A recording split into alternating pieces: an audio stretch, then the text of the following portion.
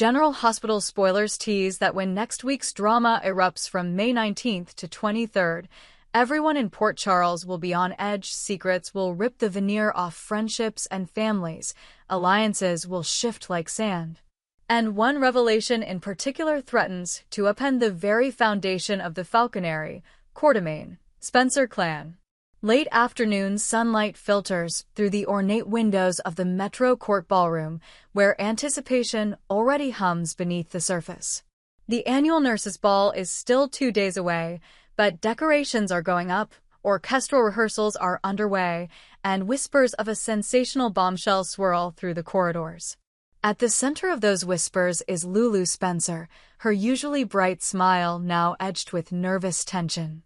Lulu has spent the better part of the last week grappling with a truth so earth-shattering that her pulse still races at the thought of revealing it under those glittering chandeliers.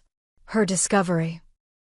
That Gio Palmieri is not only Sonny's loyal soldier, but in fact the long-lost son of Dante Falconeri and Brooke Lynn Quartermain, has weighed on her conscience like a stone.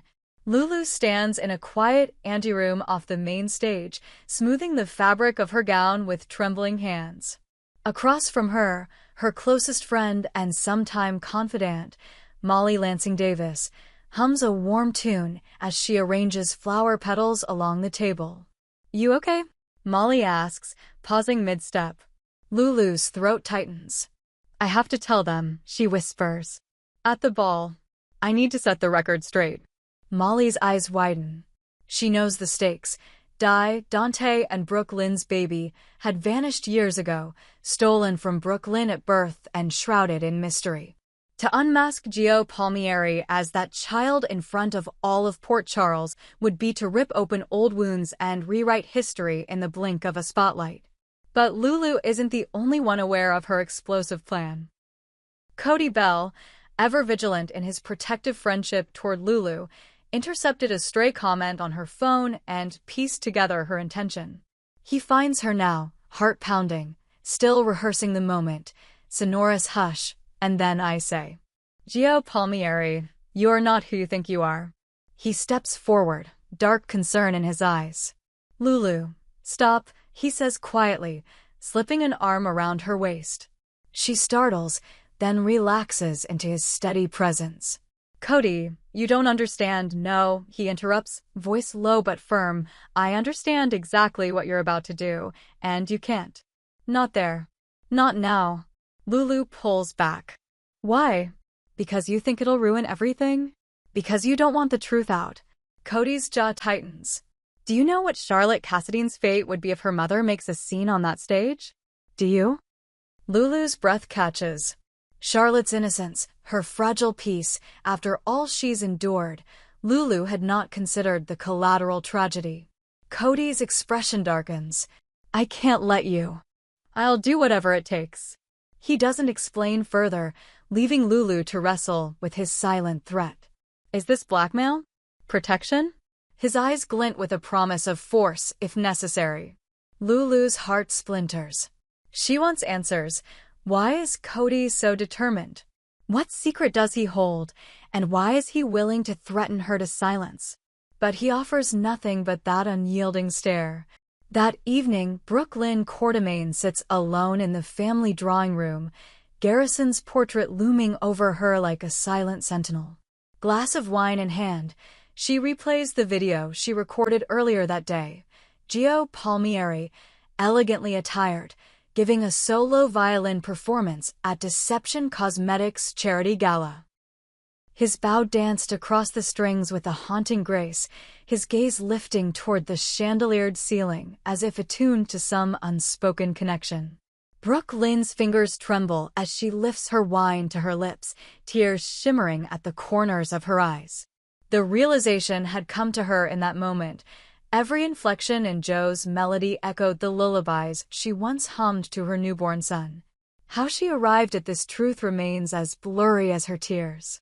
Perhaps Harrison Chase, her devoted husband, had noticed something in the DNA registry, stumbled on an archival birth certificate, and quietly told her. Or maybe she'd overheard a clandestine exchange between Cody and Lulu in the hallway, catching snippets of the same revelation. Whatever the route, the knowledge now settles in her heart with painful clarity. The boy she thought lost to time, the child whose smile she'd imagined every lonely night, stands before her in the form of Gio Palmieri. Brooke Lynn rises and paces toward the grand piano, her reflection wavering in the polished ebony. Each step reverberates with questions. How could Dante and I not know? How did Gio survive adoption into the Palmieri name, trained from childhood to serve Sonny's empire, never once hearing the lull of maternal love? Why was he hidden from us? And who beyond Cody, beyond Chase knew this first? The next morning, at Kelly's diner, Cody Bell sits on a vinyl booth, the chill of coffee steam between his palms. Reporters have been staking out his every move ever since rumors surfaced of a relationship between him and Molly Lansing Davis. Today's headline reads, "Caughting or courting?" But Cody is already weary of the speculation. When a persistent journalist corners him as he leaves the diner, microphone thrust forward, Cody presses a courteous smile to his face. "Molly and I? We're just friends." The reporter's lips curl. "Come on, Cody, footage shows you two out, and you look like a couple." Cody shrugs. People can see what they want. He doesn't bother to clarify further, doesn't challenge the insinuation. A thought flickers in his mind. Maybe he doesn't want to. Maybe the idea of him and Molly as more than friends doesn't repulse him. After all, Molly's kindness and strength have been his anchor through dark times.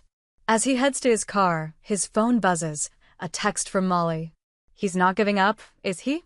She's seen the same article. He types back, "Maybe we are." By afternoon, a soft smile warms Molly's face as she reads that message. She meets Cody at the nurses' ball rehearsal space, where nurses practice candlelit waltzes under the glow of strings. Cody arrives in a simple button-down, Molly in a pale blue dress that mirrors the ocean. Without fanfare, Cody offers his arm. Molly accepts it, and together they float into the dance, laughter threading between them. Cameras click from the sidelines, and whispers ripple. New couple. Neither interrupts. Meanwhile, in the shadowy corners of Deception Cosmetics' boardroom, Jen Sidwell seethes. She's just learned that Jordan Ashford, Deception's rising star in PR, has been secretly meeting with Isaiah Gannon, a former King Street cop turned investigator. Jen's eyes blaze as she pounds her fist on the glass conference table. "A mole," she hisses to her chief of operations. The very thought that Jordan could be playing both sides, maintaining a relationship with Sidwell while feeding intel to Gannon, makes her blood run cold. She summons Jordan to her office later that day. Jordan enters, poised but wary, the weight of Jen's glare pinning her to the spot. "I know about Isaiah," Jen states flatly. "You two are more than friends. You're conspiring." Jordan's heart thuds. It's not like that." Jens cuts her off. "Don't lie to me. If you're using my company for some secret agenda, if you even hint you're gathering weapons against me or using Charlotte's connections to undermine me, I will kill you." The words slice the air, each syllable edged with lethal promise. Jordan's breath catches. She wants to explain that her involvement with Isaiah is personal, rooted in old wounds and hopes for justice, but she knows that any refusal will fan Jen's wrath. Afterward, Jordan retreats to her car, every nerve alight with fear. Jen's threat echoes in her mind. "Kill you." Yet she cannot abandon her plan to help Charlotte, whose lineage ties her to the Cassadine legacy of danger. To back down would endanger Charlotte more. Jordan grips the steering wheel, knuckles white, and steels herself for the days ahead. Preparations for the nurses' ball reach a fever pitch as Friday night approaches. White-clad nurses practice choreographed routines in the hospital courtyard, florists, the grounds with silken ribbons and crimson roses. In the hallway outside her office, Portia Robinson braces herself, hands curled into fists. She's been summoned by Curtis Ashford, her husband and the hospital's chief of surgery, after rumors reached his ears implicating her in Drew Kane's ever-darkening schemes. Curtis's expression is a mixture of betrayal and anguish when she steps inside. "Portia," he begins, voice strained, "I've heard you've been keeping secrets about Drew." Portia's throat tightens. She knows this moment was coming. "Kurt," she says softly, "Drew threatened me. He's been blackmailing me." Curtis strides across the room, seizing her hands. "What did he want?" Portia's eyes fill. She confesses that Drew insisted she feed him inside information on the hospital's new cardiac wing budget, and when she hesitated, he threatened to expose her past mistakes to her colleagues. Curtis's jaw hardens. "You should have come to me," he growls, tone fierce with protective fury. Portia lowers her head. "I was ashamed. I thought I could handle it." Curtis steps back, running a hand through his hair. "You could have lost everything. But now we deal with it together." Later that night, at the grand fundraiser ballroom, Deception's chandeliers sparkle like 1,000 eyes watching. Nurses and philanthropists mingle. Charity auctions hum in the corners. Lulu stands at a podium, notes trembling in her hand. Next to her, Molly beams supportively. In the wings, Cody broods, haunted by his own secret of why he threatened Lulu's revelation. Brooke Lynn sits in the front row beside Harrison Chase, her hand clasping his, as Gio Palmieri steps onto the stage to deliver the evening's opening violin piece. Charlotte Cassadine, nerves taut, watches from the audience, her young face pale but determined. Suddenly, word ripples backstage that Drew Kane has cornered Portia near the VIP entrance, shouting threats to keep her silent. Curtis, on high alert, pushes through the crowd, determined to protect his wife. Elsewhere, Jen Sidwell prowls the balcony, eyes scanning for any sign of Jordan or Isaiah. Moments before Lulu is to speak, Cody appears at her side. "Please," he whispers urgently. "Don't do this." Lulu looks at him, tears brimming. She steadies her chin. "I have to." She glances down at her notes, then at the expectant faces before her: Brooke Lynn, Dante, Sunny, Charlotte, everyone. Her voice rings out, "General Hospital spoilers, this year's ball isn't just about raising funds. It's about raising truths. It's time to acknowledge a secret that's been buried too long." As a hush falls, Portia slips away from Drew's grasp and makes her way to Curtis, who intercepts her. She whispers what she knows of Drew's blackmail, the two of them huddled in a tense embrace. Curtis's eyes burn with righteous anger as he plans his next move. On stage, Lulu draws a breath.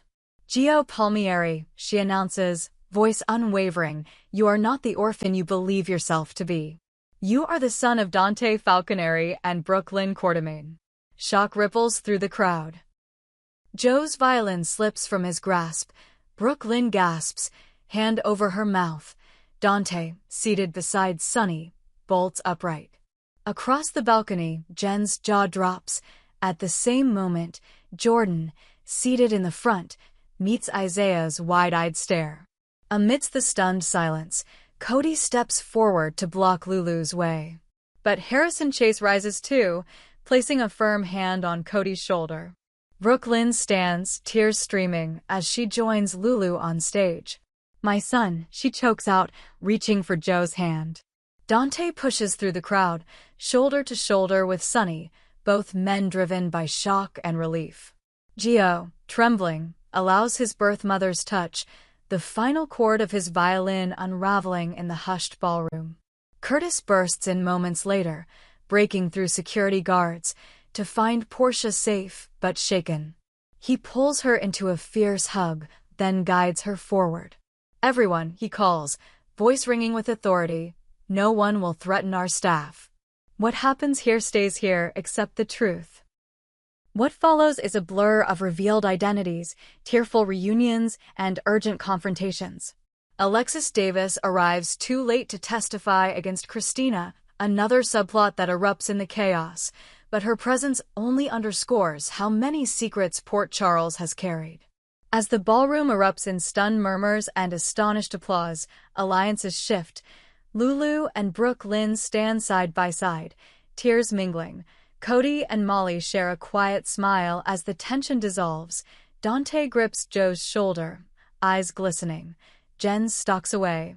Plotting her next move, Jordan and Isaiah slip out together, bound by their newfound solidarity.